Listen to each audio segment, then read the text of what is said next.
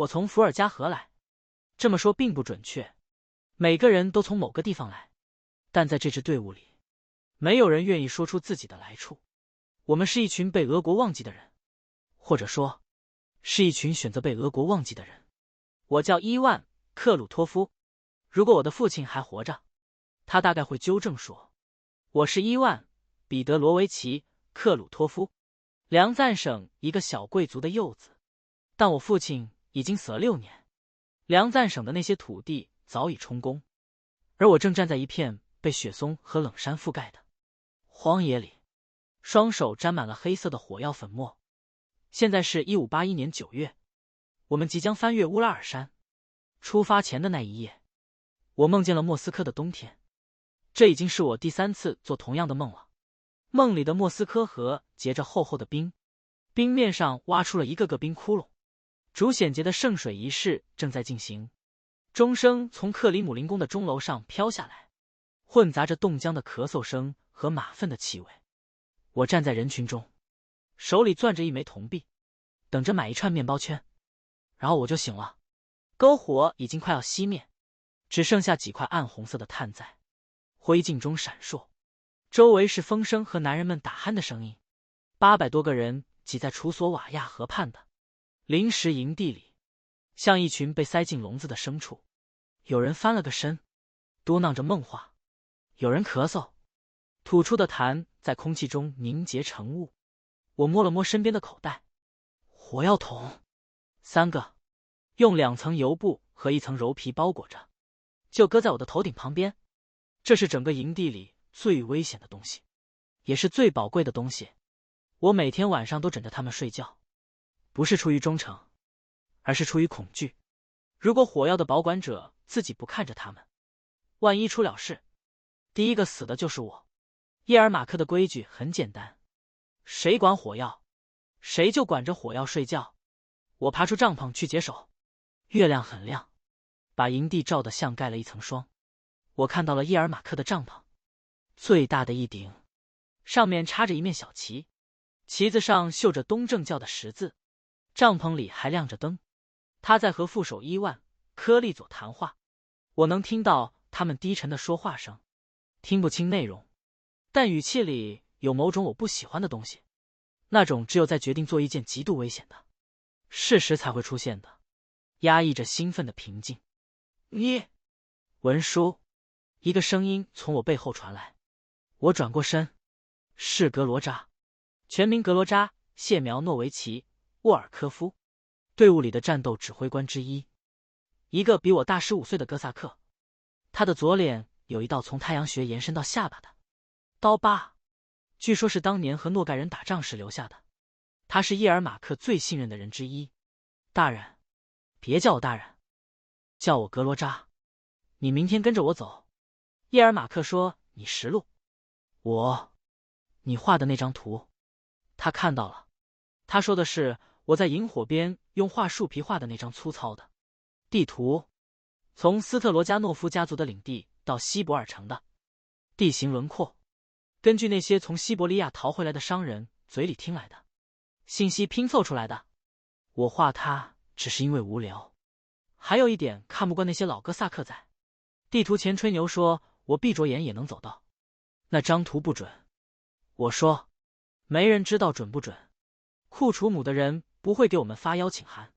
他笑了一声，那是一种在黑暗中听起来格外清晰的笑，像是你在某个不合适的场合不由自主发出的那种笑。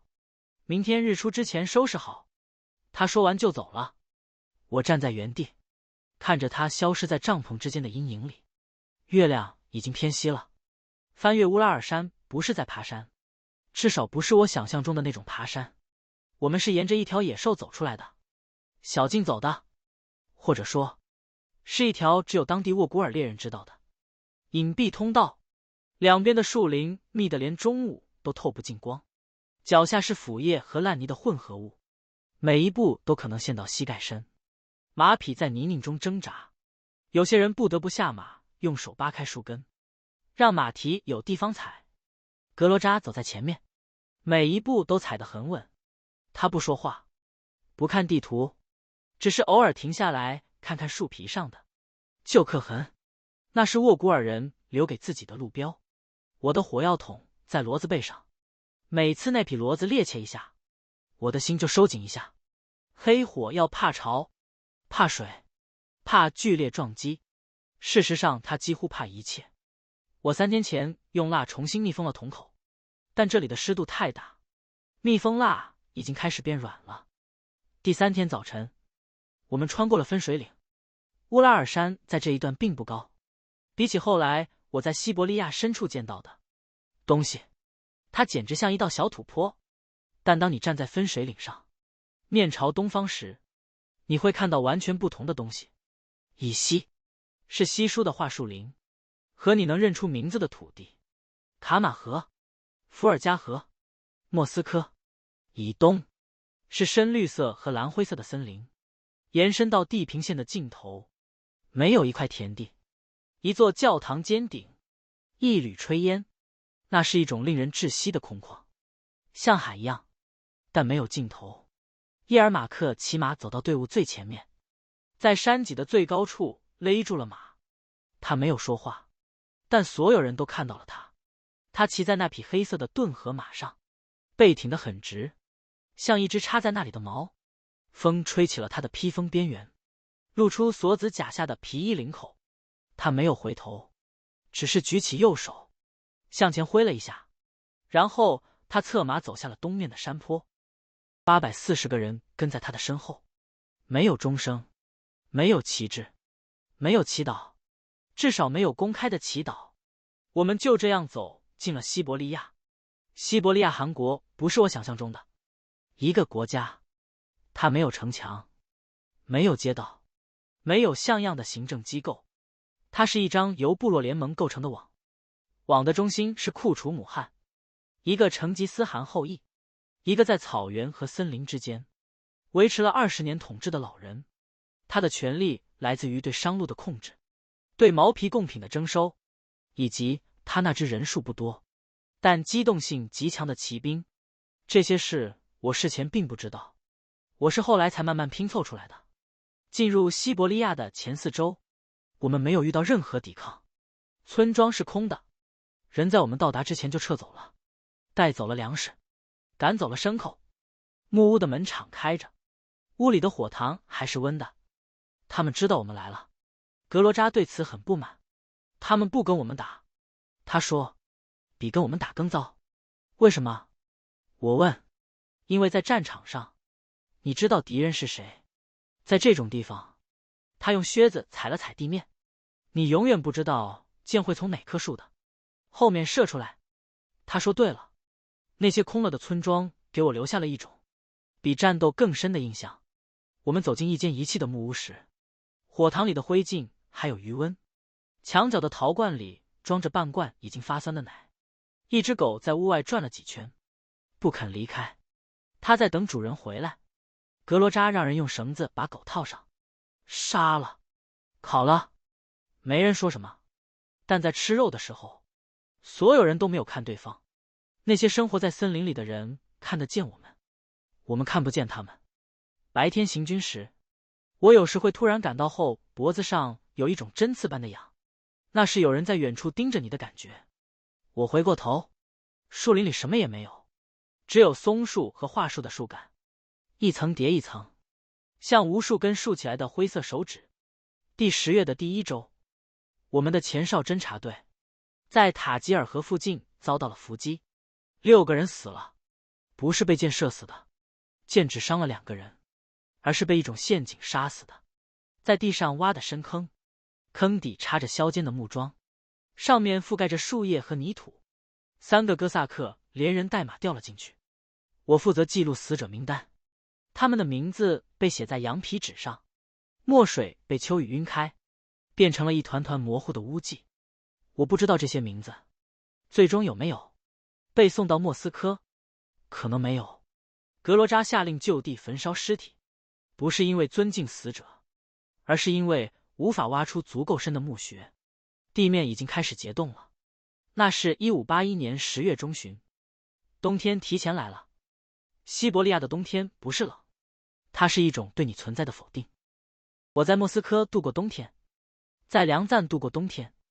那些地方的冬天是冷的季节，你穿上皮袄，待在炉火边，等到春天。但这里的冬天是冷的本身，它不是为了结束而被设计出来的，它就是为了存在而存在的。额尔齐斯河在11月初就封冻了，河面上的冰层厚到可以在上面跑马，风雪一阵接一阵，2次风雪之间的晴天加起来不超过1周。我们在河岸边用砍下的松树搭了过冬的木屋，其实更像地窖，在地上挖坑，用原木做顶，盖上泥土和树枝，只留一个小口进出和排烟。我的位置在地窖的最深处，不是因为我的地位高，而是因为火药必须远离火源。每天早晨，我从铺着干草的泥地上爬起来，第一件事是伸手去摸火药桶的表面，如果摸起来是冷的、干燥的，我就松一口气；如果摸起来有一点潮气，我就得想一切办法把桶挪到最干燥的角落。日子变成了一种重复，白天砍柴，晚上缩在皮袄里，看火苗在烟熏火燎的炉膛里跳动。没有日历，没有人知道今天是星期几。有人开始用树皮画道来记录天数，划了89道的时候，有人说，也许我们都会死在这里，不是死在战场上，而是死在这种慢慢的、一点一点的被寒冷吃掉的过程里。食物开始短缺，我们带来的干粮只够支撑到12月，但夏天要到5月才会来。马已经开始被宰杀，先杀受伤的、老弱的，然后杀健康的。马肉又硬又酸，但烤熟了总比饿死好。到了最冷的那几天，连骨髓都被敲出来煮汤喝了。叶尔马克颁布了一项命令，所有猎获物，无论是鹿、野猪还是河狸，必须统一分配，不得私藏，违者处死。命令颁布的第3天，一个叫费季卡的年轻哥萨克因为私藏了一块驯鹿肉被发现了，他被绑在营地中央的一根木桩上，当着所有人的面被鞭打了30下。行刑的人是格罗扎，下手准确，狠辣。费季卡没有哭叫，但我们都能从他的牙关里听到一种碎裂的声音。我头天晚上和费季卡喝过一碗热水，他曾告诉我他的妻子在莫斯科郊外等他，他答应他赚够了貂皮就回去。30鞭后，他被解开，拖回自己的帐篷，没有人去看他。我那天晚上偷偷给他送去了一小块麦饼，我午餐时省下来的。他躺在床上，背上的伤口还在渗血，但他没有哭。他看了我一眼，说了一句我至今仍然记得的话：1万，我只有19岁，可我这一辈子已经完了。我不知道该怎么回答他。我比自己想象的还要软弱，我只是把麦饼塞到他手里，然后走开了。1582年春天来得毫无预兆。一天早上，我走出地窖室的木屋时，发现雪面上有水滴的痕迹。阳光照在松树上，树梢的冰凌开始融化，发出清脆的碎裂声。整个冬天都沉默的森林突然有了声音，鸟叫，流水，雪块从树枝上落下的闷响。然后库楚姆汗的使者来了，他是3个人，一个老人和2个年轻人，穿着镶嵌铜片的皮甲，骑在短腿的蒙古马上。他们在离营地100步的地方停下。老人独自走了过来，他说的是突厥语。队伍里有一个从喀山逃来的商人，勉强能翻译。库楚姆汗问：“你们为什么要来他的土地？”叶尔马克没有回答这个问题，他反问：“库楚姆汗是要战，还是要和？”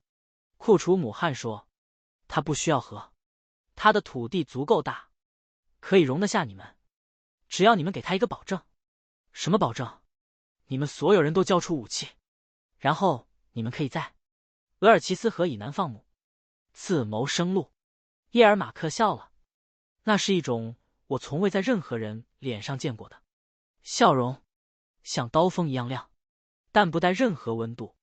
他转身对格罗扎说了一句俄语，故意不让翻译听懂，去准备火药。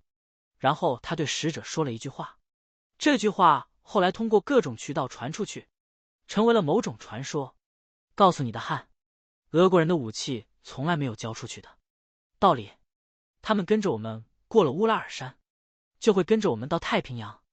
使者走了3天后，我们收到了确切的情报，库楚姆汗集结了约1万名战士，在楚瓦舍夫夹角构筑了工事。楚瓦舍夫夹角位于额尔齐斯河右岸，是一片高出河面约10丈的悬崖。库楚姆汗的人在崖顶上用砍倒的巨树堆成了路障，树干和树枝交错堆叠，形成了一道约1人高的胸墙。1582年10月23日，我们在河对岸列阵。我跪在队伍后方，打开火药桶，开始分装弹药。每份火药用一块粗麻布包好，卷成一个桶状，这叫纸药包，是我在莫斯科学会的装填法，可以比传统散装法快1倍。我花了整整1个上午，做了1200个药包。我的手在发抖，不是因为冷，是因为紧张。上午10点左右，叶尔马克下令渡河。第一批渡河的哥萨克用原木扎成木筏，拖着几门小型火炮，其实就是一些用铁条箍起来的短管，发射实弹或铁砂。他们靠岸后，开始向上攀爬悬崖，崖壁上的泥土和碎石在脚下滚动，有人滑倒，跌入河中，身上的皮甲进了水后，像石头一样沉下去。我在第2批渡河的人里，木筏在河心被流水冲得打转。我跪在木筏上，怀里抱着2个火药桶和1卷引信线。水花溅到火药桶上，我用自己的外套裹住桶口，像一个抱着孩子的疯女人。我们登陆时，第一批人已经和库楚姆的前沿守军交上了火。枪声，那是我第一次在战场上听到火枪齐射的声音。它不像后来的大炮那么震耳欲聋，但有一种更尖锐的刺入耳膜深处的撕裂感和回响。然后是烟，黑火药燃烧后产生的白色浓烟，混合着松木燃烧的焦味，形成了一道吞没视野的幕布。我爬上了崖顶，我的双腿因为恐惧和肾上腺素而变得像惯了铅一样沉重。但在我的记忆中，那一段路是我一生中最清醒的一段路，每一个细节都刻在脑子里。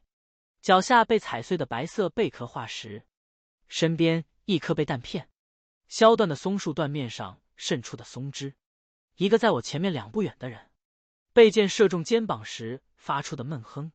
崖顶的工事后面是密密麻麻的部落战士，他们穿着皮甲，戴着铁质和骨质头盔，手持长矛、弓箭和弯刀。他们的阵型不像我想象中草原部落那么松散。有人，可能是库楚姆本人，曾经训练过他们。哥萨克在40步外停下，排成3排，第1排放枪，第2排放枪。我在第3排，负责为前面的人递送装填好的火枪。格罗扎在我左边，单膝跪地，把一个装好火药的枪管递给前排的人。枪声重复了3次，白色的烟雾笼罩了整条战线。我看不到前方任何东西，但透过烟雾，我听到了声音，不是惨叫声，而是一种低沉的，从很多人喉咙里同时发出的声音，像一大块布被撕裂的声音。烟雾散去以后，我看到了第1批倒下的人，他们有30多具尸体横在工事前方的地面上，大部分人是在冲锋的路上被打倒的，他们甚至没有来得及放出一支箭就倒下了。最前面的一个人，一个穿着锁子甲的年轻战士，倒在离我们不到10步的地方，面部朝下，后背有一个弹孔，血缓慢地从伤口周围渗出来，被冻成了暗红色的冰晶。他看起来不超过17岁。站在我前面的那个人，一个来自第聂伯河畔的老哥萨克，装好下一支枪，瞄向下一批冲锋者。他没有任何犹豫。那天晚上，当战斗暂停，我被叫去记录战果时，我注意到自己手上火药残渣和血迹混在一起，黑色的粉末陷进了指甲缝里。我用血洗手，但怎么也洗不掉那些黑色。他们在那里待了整整一个冬天。第一天的战斗没有决定胜负，库楚姆的军队损失了约200人，但我们弹药消耗的速度超出了预期。当晚，我向伊尔马克报告，按这个速度，最多只能支撑3天。够了，他说。这句话让我一夜没睡。我不知道他为什么这么确定，也许他真的知道一些我不知道的事，也许他只是嘴上硬，心里也一样没底。格罗扎在我旁边躺下的时候，我听到他在翻身时自言自语说了一句：库楚姆有1万人，我们只有800，但愿你的算术和你的胆子一样大。我不知道他在对谁说。第二天，库楚姆的军队没有大规模进攻，只在清晨和傍晚进行了2次试探性的冲锋，都被火枪打退。这看起来像是库楚姆在保存实力，但我从格罗扎的脸上看出的不是自信，而是困惑。他在等什么？格罗扎问我，像我真知道答案一样。可能是等我们弹药耗尽。他知道我们弹药会耗尽，但你猜他知不知道？他的盟友在一夜之间少了1/3。他说的是库楚姆的盟友，被韩国统治的奥斯加克和沃古尔部落。他们参战是被迫的。第二天夜里，几个部落首领派人秘密与伊尔马克取得了联系。我不知道他们谈了什么，我只知道第3天早晨，当库楚姆的军队终于发动总攻时，冲锋的队伍中少了一大片人。那是1582年10月25日，楚瓦舍夫夹角的最后一天。战斗持续了大约4个小时。库楚姆的军队，至少是他的核心力量，向我们的阵线发动了4次冲锋。第4次冲锋时，他们突破了前排火枪手的防线，进入了肉搏战。我从来没有见过那样的场面，人的身体在近距离刀剑和枪托打击下碎裂的声音，是任何描述都无法企及的。我看到格罗扎用斧头砍倒了一个人，斧刃卡在了那个人的锁骨里，他不得不用脚踩着那个人的胸口才把斧头拔出来。我看到一个年轻的哥萨克费季卡，那个挨过鞭子的，被弯刀砍中了脖子，倒在地上，喉咙里发出咕噜咕噜的声音，像水壶快烧开时冒泡的声音。我不知道我做了什么。在肉搏战开始后，我记得的是只有我在放枪，装药，再放枪，机械的重复，不思考，不抬头，然后一切突然安静了。库楚姆的军队退却了，不是有序的撤退，而是溃散。他们扔下武器、旗帜和伤员，沿着额尔齐斯河岸向南方逃去。我站在一具尸体旁边，看着他们远去的背影，手中的枪管烫得握不住。库楚姆汉本人已经骑马逃走了。后来我们得知，他在山丘上从头到尾观看了这场战役，在最后一批部队溃散的瞬间调转了马头。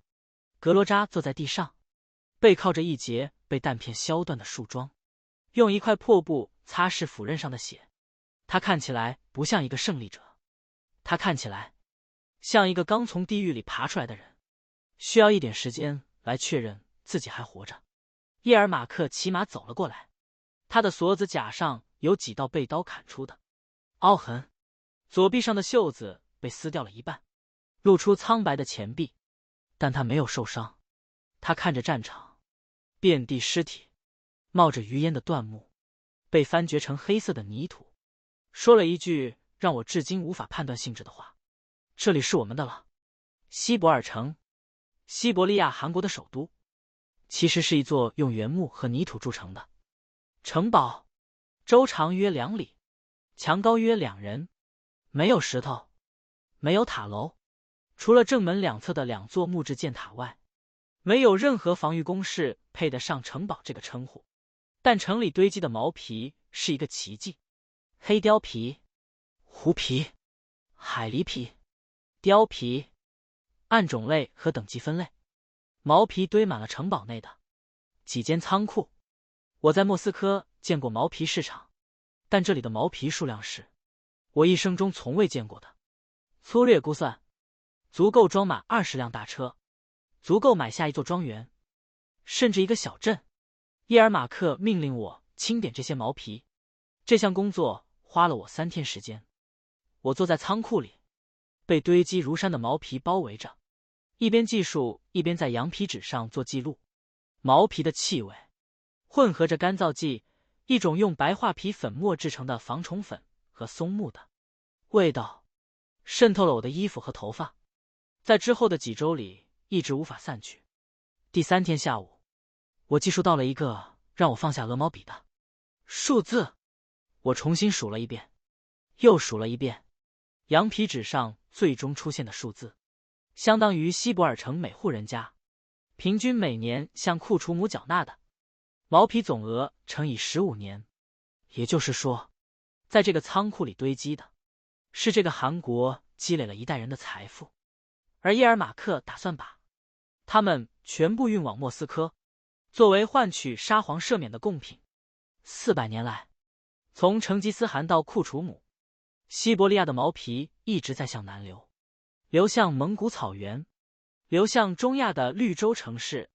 从这一刻起，它将开始向西流，流向莫斯科，流向欧洲。在第2天的清点中，我发现了让我停顿片刻的东西，一块用红绳系着的黑色貂皮，在貂皮的背部用细小的针脚缝着一个东正教十字架。这不是当地人做的，这是一个俄国商人留下的标记。在我之前，已经有人到过这里。这个城市的毛皮贸易不是我们发现的，它一直都在，只是以前通过喀山商人的中转站流向俄国市场，现在这个中转站被我们取代了。我把那块貂皮放下了，继续计数，但这一个发现让我对整个远征的意义开始有了一点模糊的、令人不安的察觉。1583年春天，库楚姆汗的残余势力没有消失，他们躲在南方草原上，像一群饥饿的狼，等待着我们犯错。1584年8月的一个夜晚，错误发生了。叶尔马克收到一个情报，一支布哈拉商队正沿着额尔齐斯河向北行进，准备进入西博尔城。他带领一小队人马，约50人，沿河下行迎接，实际上是去收取贸易税和获取物资。但这不是一个商队，这是库楚姆汗的圈套。情报是故意放出来的伪装。那支所谓的商队全是库楚姆的武装战士伪装而成。他们在半夜突袭了叶尔马克的营地，地点在额尔齐斯河畔的瓦盖村附近。我没有随行，我留在西博尔城里，因为我当夜在整理全年的物资台账，所以我活了下来，是队伍里少数几个知道细节的人之一。依据是后来逃回来的3个幸存者的证词，叶尔马克穿着沙皇赏赐的锁子甲冲到了河岸，他试图登上一艘停泊在岸边的小船逃跑，但在慌乱中，他的锁子甲成了他的刑具，一件铁锁子甲在干燥时有约20磅重。在水中，当铁片之间充满了水，它的重量增加了不止1倍。叶尔马克跳向小船的时候，脚滑了一下，掉入了其胸深的河水中。锁子甲在水的阻力下变成了一件铅做的衣服，他挣扎着浮出水面，然后沉了下去，再也没有浮起来。他的尸体后来被库楚姆的人在河下游的一个浅滩上发现。库楚姆下令剥下他的锁子甲，锁子甲上刻着沙皇的双头鹰，并将他的身体裸露在河岸上。7天后，一个通古斯猎人在河下游15俄里处发现了那具被剥光了衣服、已被河水泡胀的尸体。他把尸体用一块树皮包着，带回了西博尔城。我负责辨认遗体，他脸上的特征已经难以辨认。河水改变了一切，但左手上的一枚银戒指让我确认了身份。那枚戒指是他从斯特罗加诺夫家族获得的，上面刻着一个斯特罗加诺夫的俄文首字母。我见过他无数次用带着这枚戒指的。手签署命令。玛萨地图，向圣像划十字。我把戒指取了下来，用一块布包好，郑重地放入我的行李中。叶尔马克·季莫费耶维奇就此消失。他不是一个圣人，不是一个英雄，他是一名亡命徒，一个强盗头子，一个为了活下去什么都愿意干的哥萨克。但他做了那些在莫斯科的体面人永远不会做的事。他走进了未知，而且在未知中死去了。我不知道该怎样评价他。1585年春天，我跟着幸存的150多人，从最初840人中幸存下来的，离开了西伯尔城。我们选择了撤往乌拉尔山以西，少数人留了下来，和一些当地女人通婚，成为了日后西伯利亚俄罗斯人的第一批祖先。我没有留下，不是因为不勇敢，是因为有一份记录必须送出去。我带走了3样东西：一本手抄的探险日记，记录了从1581年到1585年的所有行程、事件、地理数据和部落分布一块黑貂皮，从清点的毛皮中留下的唯一一块，作为我确实到过那里的证明，一张驯鹿皮做的护身符。比拉送的比拉，我差点忘记了他的名字。那个通古斯猎人，在第一个冬天教我们怎么在针叶林中辨别方向，怎么在雪地中寻找猎物，怎么分辨什么野果能吃，什么取火用的松枝最易燃的人。他在叶尔马克死后不久就离开了营地，回到了他自己的族人中间。临走前，他把护身符塞进我手里，用生硬的俄语说了一句他学了很久的话：别死。然后他就走进了森林，再也没有回来。我带着他的护身符和我的日记，走完了回莫斯科的路。1586年冬天，我站在莫斯科克里姆林宫的一座文书厅里，面前是沙皇书记官的办公桌。回程走了1年多，我们穿过乌拉尔山的时候，正赶上秋天的雨季，路比来时更难走了。来的时候是840个人，回去的时候只剩下150多个，而且大部分人带着伤。沿途的沃古尔部落不再对我们保持沉默，有2个掉队的哥萨克被杀死在路边，身上的皮袄和靴子被扒走了，尸体被包得干净的像一副鱼骨架。我把我的日记交给了那个坐在长桌后面的年迈书记官，他翻了翻，眉头皱了起来。他读不懂里面的很多东西，混杂着突厥语词汇的地名，用自创符号标记的航线图，以及我在情绪激动时用波兰语，我在喀山商人那里学来的写下的几段独白。这是全部？他问。是的，大人。你报告说西伯利亚的土地适合耕作。我报告说额尔齐斯河和托博尔河沿岸的河滩地，如果垦荒，可以产出粮食。